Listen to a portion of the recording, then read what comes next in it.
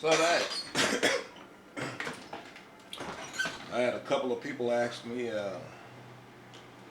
about swash plate leveling. So I guess I'll do another swash plate leveling video using Gill's T-Rex 600 6-cell.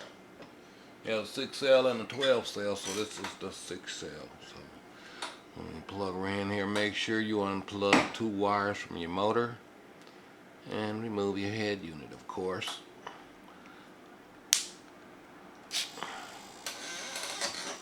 So now, wait for this to initialize. You have a flybar helicopter, you don't have to wait for this initialization, but this is a flybar. Okay, so anyway, let's get down to business. Alright, what you're looking for is you want to make sure all 3 of these points stay intact with the swash plates when you go up and down with your throttle. Now you want to put it in idle up so you get your full range of positive and negative. Now, so you can see what I've got going on with this one. Let's get the actual fixed one here. Okay, so shucks. You know, you can't just all the time look at a swash plate and say, well, it's level,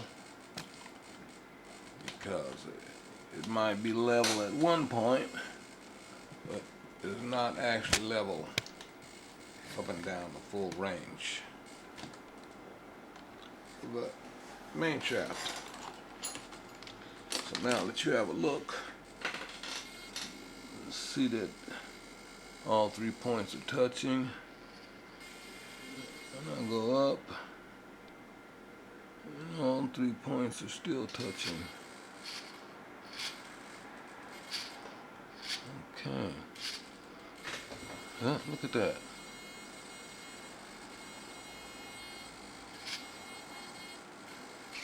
Oh yeah, this one I have to replace the BEC or run a live pack on here because I'm having some brownout issues. So anyway, maybe you can still get the point here. So you want all 3 of these points to be touching the swash plate. And you go up full range, and you see how I got a gap there. Now, if this was a flybar helicopter, I would just open this linkage up a couple of turns until I would close that gap. Then I'd go up and down with the throttle again. Look at that. I'd go up and down with the throttle again, making sure that all 3 points are still in contact.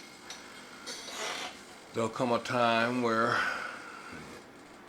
even if you have these level, and when you go down, it's a gap, and when you go up, all 3 points are touching.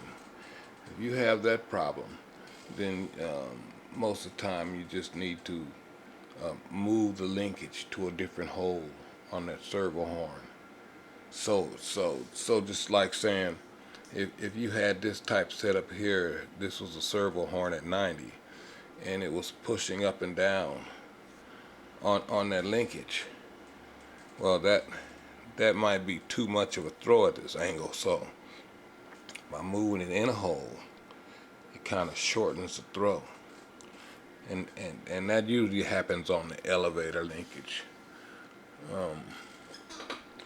Rarely it happens to the aileron and the elevator, because you have those 2 in the same holes. But the elevator linkage might not be straight up and down all the time. So then that's pretty much it. I'm gonna get the place this BEC. Still, Looks like I have a small gap there, huh? Yes, sir. Sure does. Let me fix that.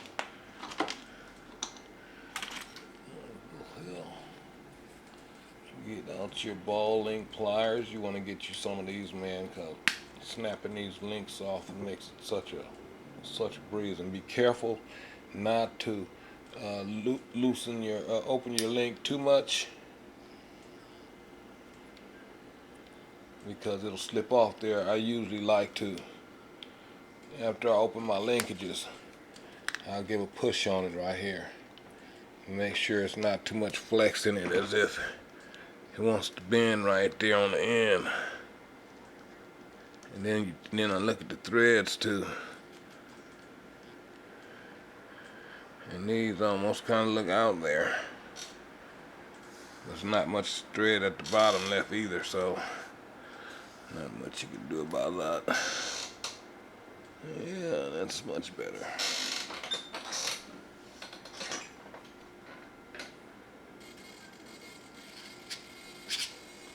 Oh, don't start acting that.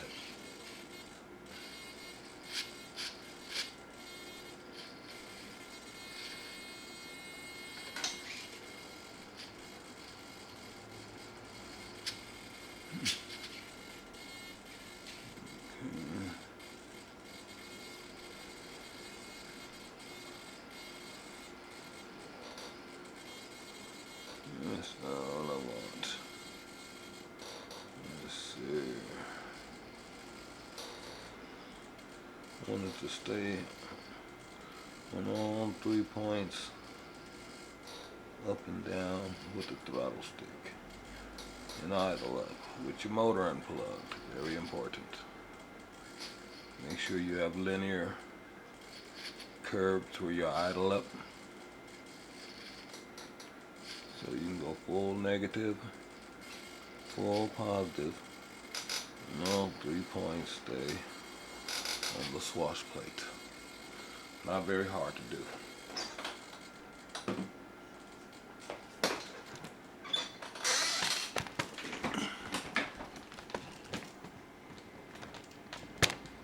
Now let's check the elevator.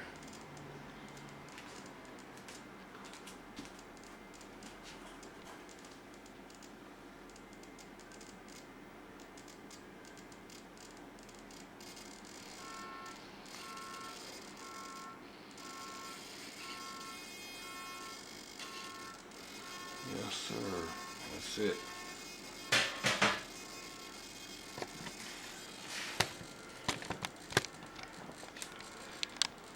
Yeah, like I said, you can look at a swash plate. Some people, when they look at it, see it's level.